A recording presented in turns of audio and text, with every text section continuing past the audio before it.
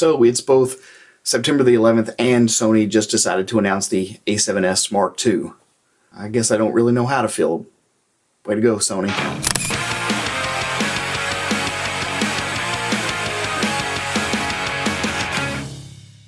Hey there folks, welcome back to the Photo Video Show where we explore all things photography. I'm your host, Mark Puckett, and on today's program we're going to be talking about the just announced Sony A7s Mark II. So there's a lot to cover. Let's get started.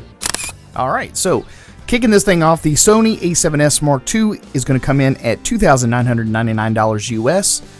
The camera will be available for purchase on September the 17th, 2015. So the major selling features of this camera are obviously the low light capability, the brand new internal 4K video recording, 120 frames per second slow motion, 5-axis in-body image stabilization, and S-Log 3. So the first thing that most people are going to want to know is the A7s Mark II still the low light king? And with an ISO range of up to 409,000, that answer is easily yes. So Sony decided to release a promo video kind of demonstrating just exactly how well the low light performance is in almost pure darkness. As you can see from this video, they used a FE 28mm f2, and they had the settings on an f2.8 at 1/50th of a second, and they go all the way through the ISO range.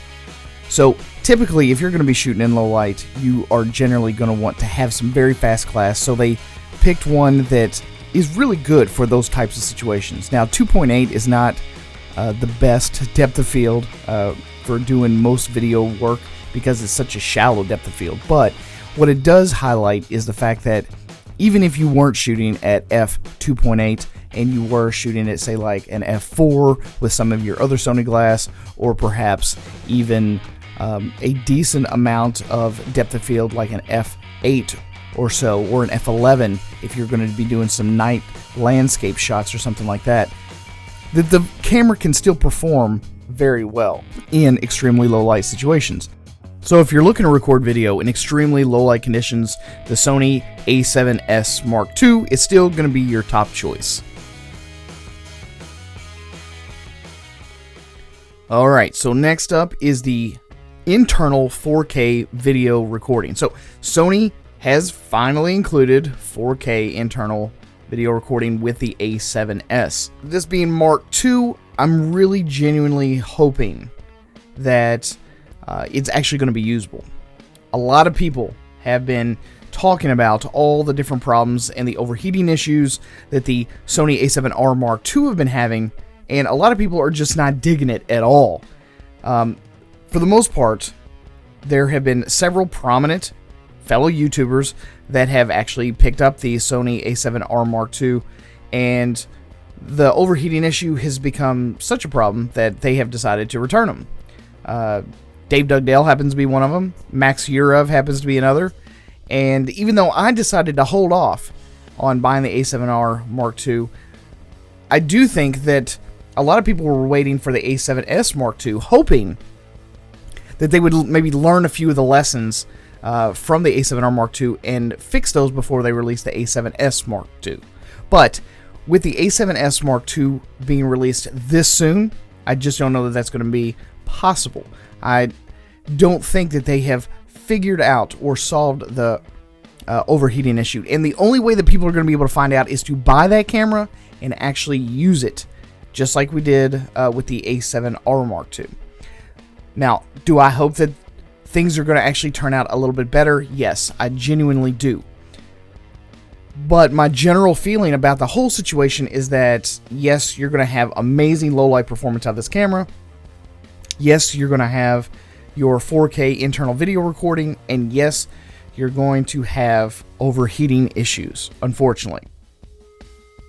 Now, I can't confirm or deny that, obviously, at this point, but we're basically looking at relatively the exact same body style as the Sony A7R Mark II here.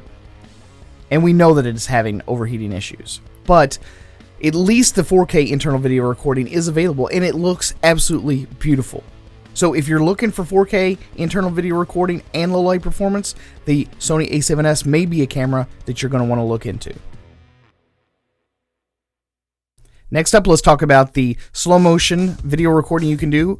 You can do 120 frames per second in 1080p, and you're going to be able to use the 100 megabits per second XAVCS format that's going to be contained inside of an MP4 wrapper with 420 sampling.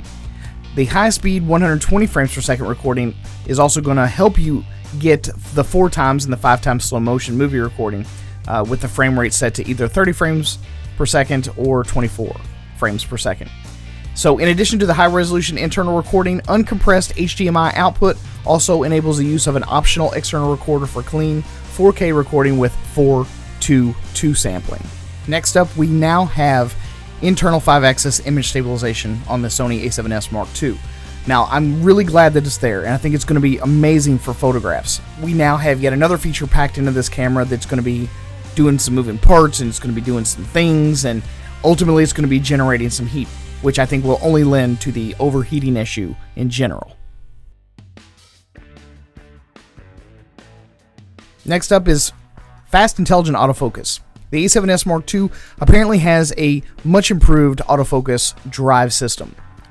It can even do so in extremely dark situations. Now, to this day, I still believe that autofocusing for video is very much a consumer-grade feature, but if companies like Sony and others can genuinely improve the overall performance and reliability and the smoothness and all that kind of stuff to such an extent that it makes our lives easier, more efficient, makes our jobs better, then I'm all for it. But I'm going to reserve judgment to see what this thing can actually do out in the wild. Next up is the S-Gamut and the S-Log3 picture profiles. For anyone that does any sort of color correcting of their video footage, this is going to be a massively welcome addition to a video camera. Not only do you get higher and more increased dynamic range out of your shots as compared to S-Log2, you genuinely are going to have more information to work with when you're color grading. This is an extremely welcome addition. You combine this with the 100 megabits per second XAVCS codec, and you're talking a powerhouse of coloring capabilities. So, what do I ultimately think about the Sony A7s Mark II? Well, realistically, I want to love it. Realistically, that is the best of all worlds, especially if you are a video shooter that wants internal 4K, so you don't want to have any sort of external recorders. You just want to be able to run, shoot high quality video, and get moving on to the next project. But again, we're literally talking about the exact same body as the Sony A7R Mark II. I just don't think that they've got the overheating issues and that kind of thing solved yet. Do I hope that they do? Absolutely. I don't want to see any camera manufacturer fail in their endeavors.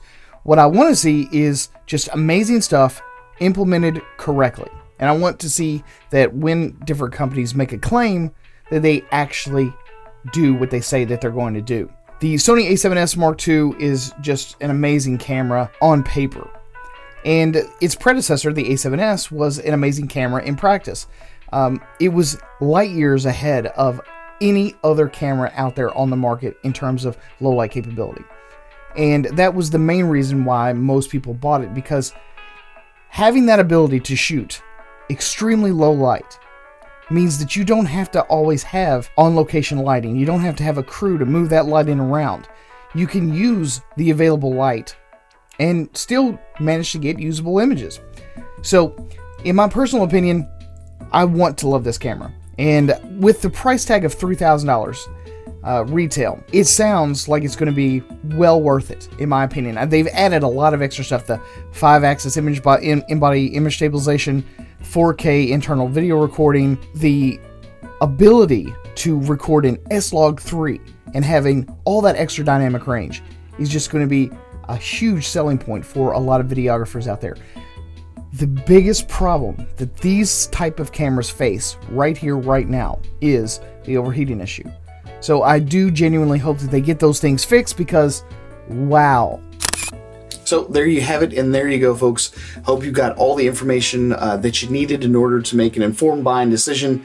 And if you like this kind of content, please don't forget to give me a thumbs up, subscribe to the channel, and also share the video with your friends and colleagues. At any rate, thanks again for stopping here at the Photo Video Show. I'm your host, Mark Puckett, and I will see you guys again on the next one. Peace.